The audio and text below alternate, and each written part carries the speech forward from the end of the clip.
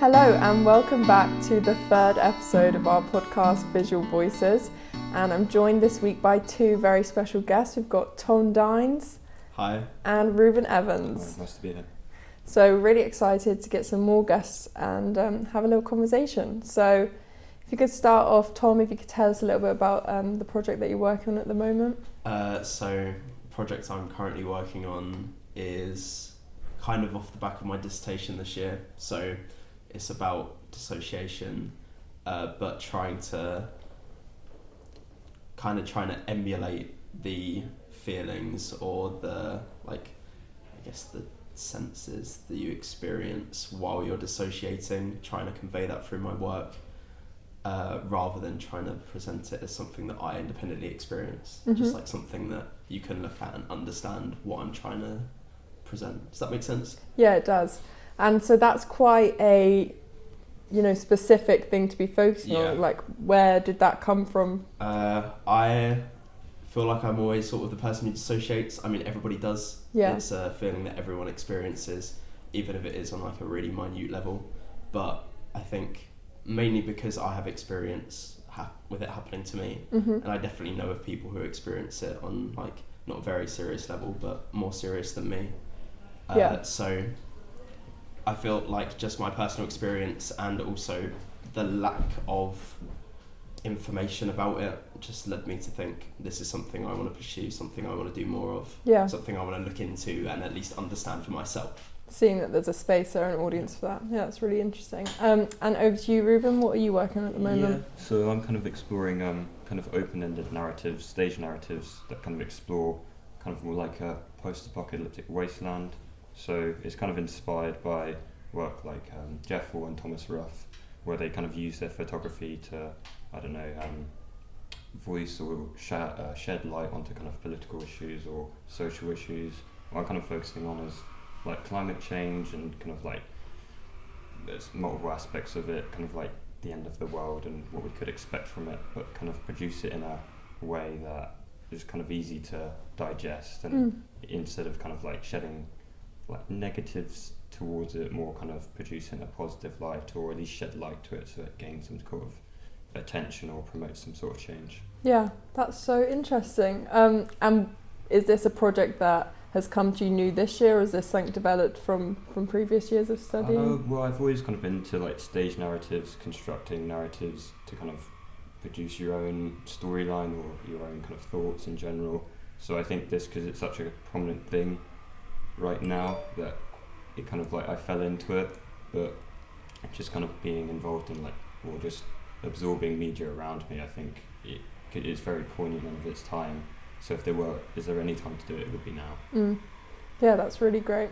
Two very interesting projects actually, and I think two things that just shows the beauty of a photography degree and how, you get told go off and do a brief and everybody comes back with something completely different.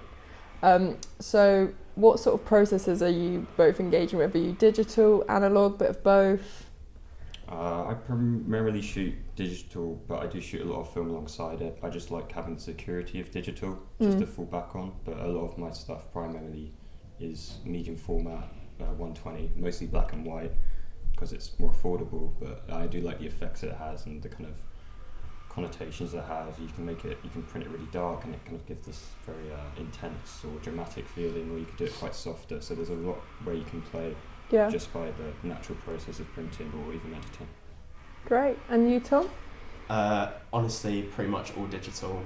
I'd love to shoot film, but it's so unbelievably expensive. And the process is like, it's so nice shooting film, being able to like take your time and like construct all the images and like choose your film type and stuff, but I feel like the flexibility, the ease of use for digital, like also so much more available to me in terms of like digital technology, especially for uni and stuff. It makes so much more sense. Yeah, that's fair enough. I think there's definitely a divide in people and whether they want that convenience of digital or whether they're willing to have the patience for analog. Absolutely. And it's good to stretch yourself and try a bit of both. So I think that's really great. Looking towards, uni's nearly over for us guys. How do you feel that your whole experience has been? Is it what you expected? Did you have much expectation coming to uni? I feel like my only expectation coming to uni was what I'd been told by people that were already here, or that I'd heard from family and stuff. So I like, one of the most prominent things I've heard about uni is like, oh, you make your like lifelong friends from uni. Yeah. Like you come to uni and it's like your whole perspective changes, or like you grow up. Mm-hmm. I'm air quoting. Like, I think uni was, especially for me, such a good place because it really does just kind of teach you a lot about yourself. And Yeah. it lets you be considerably more independent, and I love being independent. Yeah. But photography wise, course was not what I expected at all. Really Interesting. interesting.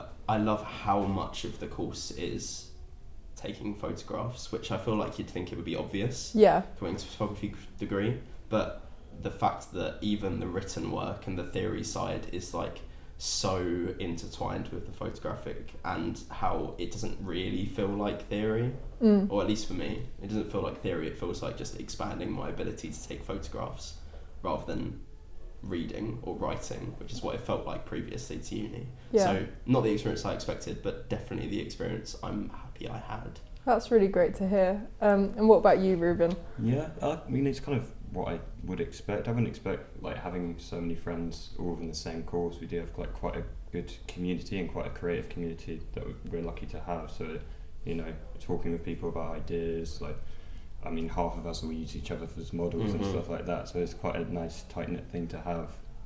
But then like the academic side, like reading in more in depth into it, finding where theories come from, how do I say, kind of theories or academic voices, academic papers that you can read through, and it's not dull, it doesn't seem boring, it's quite interesting, and yeah. Yeah, that's really great. That's really nice and like positive to hear, actually. And then looking towards the end of uni, do you have, you know, sort of any idea of what you want to do yet? I know that's a horrible question to hear right now. It's daunting. It is. How quickly it's coming up. I mean, time does fly at uni. Yeah. I don't really know. I mean, I'm not sure if I want to stay taking photos or do something else, camera-based or media-based or arts-based, but definitely stay creative. Yeah. I think 100%. The process is so relaxing, even, you know. It's not intense. It's not the same kind of pressure that you have in a regular work environment. It's like, it's pressure, but it's pressure I want. Okay, that's really So, great. At least as long as it's creative, but nothing set in stone. You want to be where you're passionate. Yeah. 100%. And Ruben, do you have any vision for yourself? Well, I'm in a bit of a crossroads at the moment. I'm considering carrying on doing an MA, kind of having a bit more time to, you know, explore ideas and just having that little bit of freedom to kind of, and security as well. But then again, I do want to kind of spread my wings, go into the world, get a job, either as like a photography assistant and build my way up from there, or possibly agency work, stuff like that. Yeah. You know, that's to come. Yeah. In the very near future. Big decisions. Yeah. With considering an MA, would that be in straight photography again, or branching out into something a bit? Yeah, it's early days now. I've kind of only just looked into it because of certain circumstances, but I think it would be photography. There are quite a few tutors here that do a really good job and they're very helpful and informative and help you develop your own ideas. But then again, it would be quite nice to kind of take myself out of a comfort zone and maybe explore something new, or do photography and something else. Would be interesting. And I know, Tom, you just said the process isn't that stressful for you. You find it relaxing even, which I don't know if everyone would agree with, but I love that for you. What I was going to ask is, like, do you find it easy to separate yourself from your work? So often, like, a lot of photography is, you know, quite consuming. You're thinking about it all the time. Is there any advice for people for like how to manage a creative degree? Like, how do you manage your time? I think it's a bit like any degree in terms of, well, when you, at least I find it for me, when I really start getting into the work I'm doing, you feel like it's not just like, oh, I have to keep doing it now. It's a want. Like this, when you really start getting into your photography, when you start taking photos and you're like, this is good work, this is the work I want to make. Or for instance, like with my dissertation, where like I'd start the day and I'd be like drained and not want to carry on and not want to write for ages, but then I'd write for ages and suddenly I'm really interested in what I'm talking about. Yeah. I feel like it's always that first hurdle of actually getting yourself into the mindset of doing the work. But I think the whole reason that I don't necessarily feel it too stressful is because I know every time I approach the work, I'm not going to want to do it. No matter what, I'm always going to come into it and be like, I don't want to do this, I'd rather do something else. So you just start doing the work and then suddenly you want to do it. You're in the place where like you want to finish this, you want to keep looking into photography, you want to keep looking into other aspects of the work, things that are going to make your work better, not because you're thinking about it as a degree, but you're thinking about like, what's the word for it? Photography is a bit like short-term monetary gain in the fact that you take a photo and instantly you have a photo. Doesn't matter whether it's good or bad, and that's the same with all artwork. It's not about whether it's good or bad, it's about the effort and the meaning you put into creating that piece of work. So when I take a photo, I have that instant back of I've taken this. Yeah. So it kind of encourages me to keep doing the work, because now I want to take something that looks good, because it fuels not necessarily my ego, but it makes me want to keep going. Yeah. And that's the good thing about a creative subject, and I think it applies to other subjects definitely. If you have that mindset for like maths or science or anything else, then you'll feel the same thing. But I think most creatives will get it, that once you get in that rhythm, like you don't want to leave it. It's a bit like a runner's high. A little bit like, do you find yourself ever sort of chasing the validation a bit from your photography? Definitely. I think that's one of the like biggest things I actually get from going into uni, or talking to lecturers, or at least over like the initial few years of uni, like when we were going in a lot more and seeing the lecturers a lot more and getting a lot more feedback. It's like, I think coming across and being like, this is a photograph I've taken, and hearing not just like your lecturer's feedback but your whole class's feedback, and like hearing group discussion, it's like it really fuels you to want to take more photos. It's so encouraging. It's like this piece of work that I've produced isn't just valued by me, it's valued by the people who are around me and who also like respect this profession. Yeah, that's really great. And how about you, Ruben? Are you similar, that actions fuel your energy, or? Yeah, well, I'm more of a procrastinator. I'll definitely leave things a lot more to the last minute, not in like a few weeks time, but I'll struggle to kind of get into it. But in the background I'll still be absorbing different bits and different kind of articles and magazines, newspapers, even photos on Instagram, like Instagram and TikTok. Although they are like quite draining and not the most productive, you do still find a lot of visual inspiration from it as well. And yeah, similar to you. That's really great. And are you both active on social media? Do you use that as a tool as creatives? Do you find, how's your relationship with social media? Probably not as good as it should be. I mean, I think that applies to a lot of people, especially with things like TikTok, like short form video, like things that require a lot of low attention and like instant like relief from anything. It's like you kind of get sucked into them a bit. But I mean, Pinterest good, Instagram good. I feel like for giving you ideas and inspiration. Yeah. 100%. Yeah, I feel like using it as a tool is pretty good, but I always have the anxiety of like posting on it and what do people think. But you know, coming back, if you're supported and you have a decent network, it does go on well. But I've definitely been putting it off for as long as I can. Yeah.